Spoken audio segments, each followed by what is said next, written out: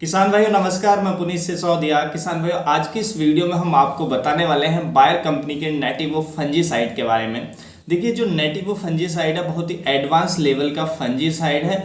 यदि आपकी फसलों में जो हम रोग बताएंगे वो जो रोग हैं वो सीवियर कंडीशन में है यानी कि एडवांस लेवल में है, तो सबसे अच्छा फिर जो काम करेगा वो है हमारा नेटिवो फंजीसाइड, क्योंकि ये रोग के एडवांस लेवल को कंट्रोल करने में बेहद ही इफेक्टिव है और उसके साथ साथ इसमें प्रिवेंटिव एक्शन भी होता है। तो इसके बारे में कंप्लीट इन्फॉर्मेशन लेंगे। इसके अंदर टेक्निकल क्या क्या होता है, कौन कौन सी फसलों पर कौन कौन से रोगों के खिलाफ हम इसका स्प्रे ले सकते हैं, इसकी डोज क्या है, रेनफास्टनेस रेट क्या है, रेसिडुअल एक्टिविटी क्या है, इसकी कीमत यानी कि प्राइस क्या है।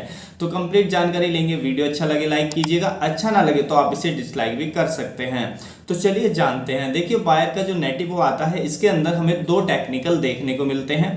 पहला होता है टेबुकोनाजोल जो हमें 50% देखने को मिलता है, और दूसरा होता है इसके अंदर ट्राइफ्लॉक्सीस्ट्रोबिन जो हमें 25% देखने को मिलता है। WG फॉर्मुलेशन में आता है। देखिए नेटिवो जो फंजीसाइड है ब्रॉड स्पेक्ट्रम सिस्टेमिक फंजीसाइड है। जैसे ही हम इसका स्प्रे पौधे पर करते हैं तो पौधे के प्रत्येक पार्ट में स्प्रेड हो जाता है। जो पत्तियां हैं इसको अपने अंदर एब्जॉर्ब कर लेती हैं और फिर ये रूट के अंदर, स्टेम के अंदर, कलियों के, पत्तियों में, सब में स्प्रेड होकर फंगस कहीं भी हो उसको कंट्रोल करने का काम करता है। ये ब्रॉड स्पेक्ट्रम है जिससे ये हमारी फसलों पर बहुत सारे रोगों को कंट्रोल करने में इफेक्टिव है। देखिए इसके अंदर दो टेक्निकल है, तो इसके जो फंगस को खत्म करने के दो मोड ऑफ एक्शन है। तो इससे ये जो फंगस है उसको बहुत ही इफेक्टिव तरीके से कंट्रोल करता है। पहला जो इसके अंदर होता है टेबुकोनाजोल, यदि हम उसके मोड ऑफ एक्शन की बात करें तो वो क्या करता है, जो हमारी फंगस होती है, फंगस की जो सेल वॉल होती है, तो सेल वॉल को ब्रेक करता है, उसको नहीं बनने देता है, जिससे जो फंगस की रिप्रोडक्टिविटी है वो बंद हो जाती है, यानी कि उसकी जो प्रजनन है वो बंद हो जाती है और उसकी ग्रोथ यानी कि वो जो फंगस है उसकी बढ़वार भी रुक जाती है। तो इस तरीके से फंगस को खत्म करने का काम करता है जो इसके अंदर टेबुकोनाजोल होता है।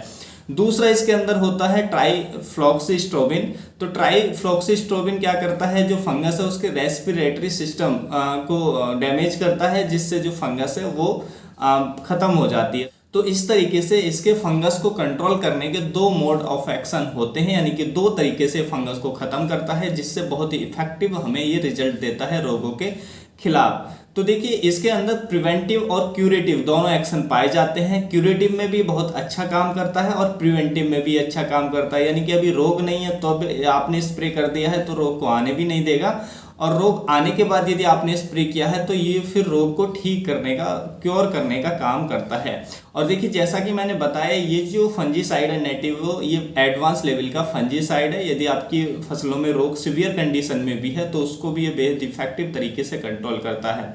रोगों की बात करें तो ये रोग कौन कौन से रोगों को कंट्रोल करता है, देखिए एंथ्रेक्नोज को ये बहुत ही अच्छे से कंट्रोल करता है। उसके बाद पाउडरी मिल्ड्यू को ये बहुत इफेक्टिव ढंग से कंट्रोल करता है। रस्ट डिजीज जो आता है हमारा गेहूं की फसल में उसको बहुत ही इफेक्टिव कंट्रोल कर देता है। उसके साथ साथ अर्ली ब्लाइट पर ये बहुत ही अच्छा कंट्रोल देता है। अर्ली ब्लाइट के लिए भी आप इसका स्प्रे कर सकते हैं। उसके साथ साथ धान में शीत ब्लाइट जो देखने को मिलता है, शीत ब्लाइट में बहुत ही इफेक्टिव तरीके से उसको ये कंट्रोल करता है। उसके साथ साथ नेक ब्लास्ट डिजीज को जो धान में हमें देखने को मिलता है उसको भी बेहद इफेक्टिव ढंग से ये कंट्रोल करता है। उसके बाद जो ग्रेन डिस्कलरेशन हमें देखने को मिलता है, ग्रेन डिस्कलरेशन का मतलब है जो हमारा मान लीजिए धान की फसल है या गेहूं की फसल है, उसमें जो दाने हैं वो हमें, उनमें आपको धब्बे दिखाई देते हैं, वो काले पीले पड़ जाते हैं, जिससे हमें मार्केट में रेट अच्छा नहीं मिल पाता है। तो उसको भी ये अच्छा करने का काम करता है, यानी कि जो उसमें दाग धब्बे हैं उनको नहीं बनने देता है, जिससे जो हमारे प्रोडक्शन की जो क्वालिटी है वो इम्प्रूव होती है, वो हमें काफ़ी अच्छी देखने को मिलती है। तो इन सभी रोगों के खिलाफ ये बहुत ही अच्छा रिजल्ट हमें देता है। इनमें से कोई भी रोग है तो बेझिझक आप इसका स्प्रे कर सकते हैं, बहुत ही इफेक्टिव ढंग से उनको कंट्रोल करने का काम करता है।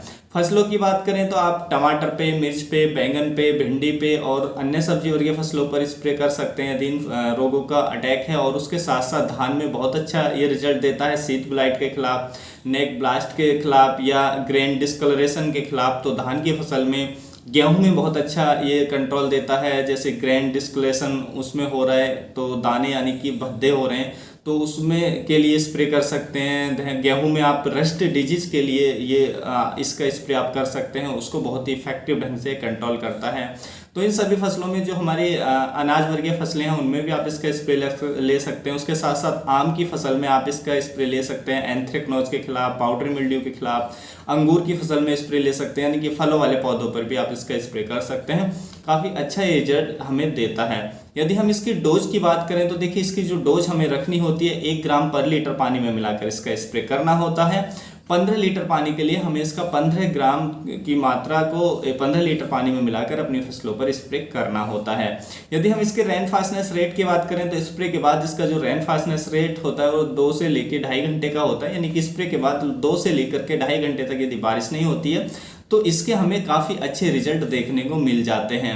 देखिए इसकी यदि हम रेसिडुअल एक्टिविटी की बात करें तो ये हमारी फसलों पर लॉन्ग लास्टिंग प्रोटेक्शन देता है, यानी कि लंबे समय तक हमारी फसलों को सुरक्षित रखता है। स्प्रे के बाद इसकी जो रेसिडुअल एक्टिविटी होती है वो लगभग 15 से लेकर 18 दिनों तक की हमें देखने को मिल जाती है। देखिए ये जो फंजीसाइड है जब हम इसका स्प्रे अपनी फसलों पर करते हैं तो स्प्रे के बाद ये फसलों पर फाइटोटॉनिक इफेक्ट दर्शाता है, जिससे जो हमारी फसलें हैं वो हमें हरी भरी देखने को मिलती हैं, यानी कि उनमें फसलों में पत्तियों के अंदर जो क्लोरोफिल की मात्रा है उसको ये बढ़ा देता है, जिससे फोटोसिंथेसिस की प्रक्रिया तेज हो जाती है हमारे पौधे के अंदर, जिससे जो पौधा है वो भोजन अधिक बना पाता है और हमें प्रोडक्शन अच्छा मिलता है और क्वालिटी वाला मिलता है। उसके साथ साथ यदि हम इसके प्राइस की बात करें, कीमत की बात करें तो देखिए इसकी जो 100 ग्राम पैकिंग की कीमत है वो लगभग हमें 700 से 800 रुपये के आसपास मिल जाती है, यानी कि 1 एकड़ का जो खर्च है वो लगभग 700 से लेकर 800 रुपये के आसपास आपको पड़ता है।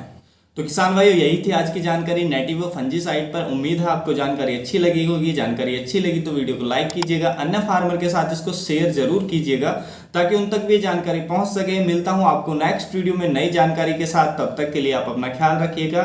धन्यवाद।